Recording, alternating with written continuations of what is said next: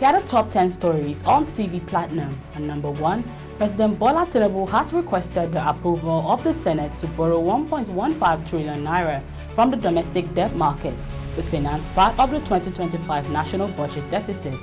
The request was contained in a letter read during Tuesday's plenary by Senate President Godswill Akpabio.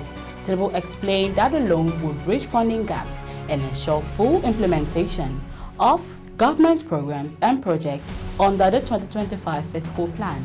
The request has been referred to the Senate Committee on Local and Foreign Debt, which is expected to report back within 1 week.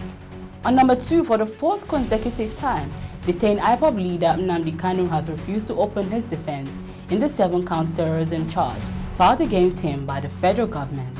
At the resumed hearing, Kanu, who is now representing himself after disengaging his legal team, maintained that there is no valid charge before the courts. He argued that in the absence of a legally recognized offense, there was no basis for him to file a defense or a final written address. Kanu also urged the judge to take judicial notice of his motion challenging the court's jurisdiction to try him. On number 3, Vice President Kashim Shettima has called for deeper adoption of Islamic finance across Africa as a tool for inclusive and sustainable economic growth. Speaking through his special advisor on economic matters, Dr. Tope Fasua, at the 7th African International Conference of Islamic Finance in Lagos, Shettima noted that Africa's young population and vast resources must translate into shared prosperity. The event theme, Africa Emerging, a Prosperous and Inclusive Outlook, was organized by Metropolitan Law and Metropolitan Skills Limited in partnership with the Securities and Exchange Commission. On number 4, the Human Rights Writers Association of Nigeria has called for swift action after reports emerged that 9 military officers allegedly linked to Boko Haram escaped from detention at the Mai Malari cantonment in Maiduguri, Borno State. In a statement by its national coordinator, Emmanuel Onwubiku, Hariwa described the escape as deeply troubling, especially amid reports of potential U.S. airstrikes on terrorist groups in Nigeria. The group urged the military high command to investigate and ensure accountability over the embarrassing breach of security.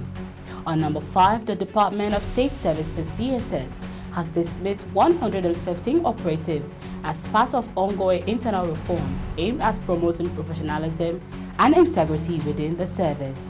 The DSS, in a statement on its official X handle, warned the public against dealing with dismissed personnel who continue to pose as safe officers. Meanwhile, gunmen suspected to be bandits attacked the convoy of Jafaru Ali, a House of Representatives member representing Bolgu and Agwara Federal Constituency in Niger State. On number 7, ahead of the Anambra State governorship election scheduled for Saturday, November 8th, both All Progressive Congress Grand Alliance (APGA) and the All Progressives Congress have expressed fears of widespread electoral malpractice. APGA National Chairman Chief Sly Ezeokenwa alleged that plans have been perfected to falsify polling units results outside the state and replace the genuine ones with doctored figures. He also claimed fake police officers have been recruited to escort those transporting the falsified results. Chief Basiu Ejidike alleged that attempts are being made to buy votes and manipulate the outcome of the poll. And number 7, Edo State Governor Godswill Obaseki and his successor Governor Monday Okpebholo are at loggerheads over allegations that Obaseki left behind 600 billion naira debt burden. Edo's Commissioner for Information and Strategy, Prince Kasim Efegboa, claimed that 178 billion naira of debt was owed to road contractors, allegedly instructed by Obaseki to seek loans to fund projects. However, Obaseki's media aide, Kusoe Osagie, dismissed the allegation in a virtual press briefing, describing it as false and politically motivated.